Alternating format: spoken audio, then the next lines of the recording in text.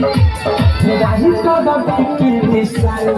नहीं तो बारा हो और सबसे सुना तो लागी ना हो नाचे लौड़िया नाचे लौड़िया राही तो बाकी विशाल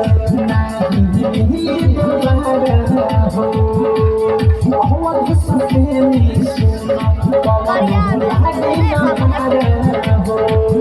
देखो अनुराग बीच भी लगाओ तलाव आगे पीछे ले जाके करो ना मचो